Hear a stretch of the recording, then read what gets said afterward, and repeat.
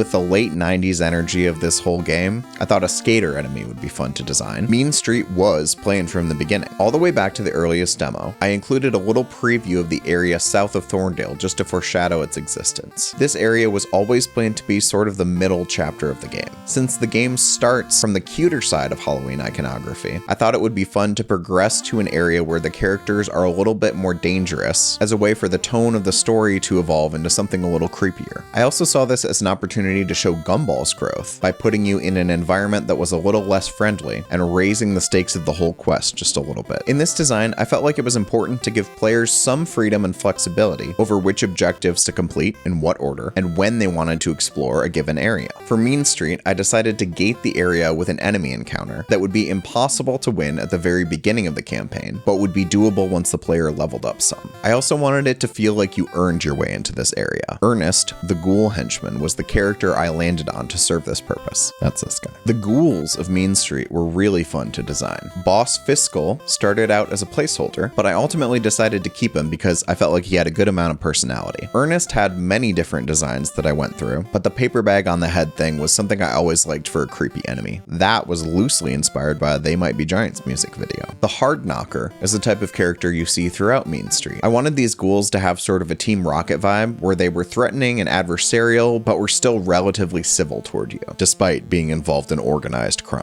I also thought it would be a fun challenge to design a skeleton enemy that only stood 16 pixels tall, and these guys were the result. I think this was also the first character design where I bothered to give them speaking animations for all 4 directions, which became standard for any new characters I made in the rest of this design. Then I wanted another skeleton enemy variant, and with the late 90s energy of this whole game, I thought a skater enemy would be fun to design, so the Bone Skater emerged from that. I didn't want Mean Street to be populated exclusively by ghouls, though. This area wasn't just supposed to be a dungeon after all. I wanted it to feel lively and somewhat true to the feeling of being in a big city in real life. So I wanted a large diversity of different characters living there, and I wanted some parts of Mean Street to feel more residential while others felt more industrial. So as this area came together, I also dropped in a bunch of characters that were already introduced in Corndale, Thorndale, Inky Blink Woods, and Flagrant Fields, along with a few new designs as well.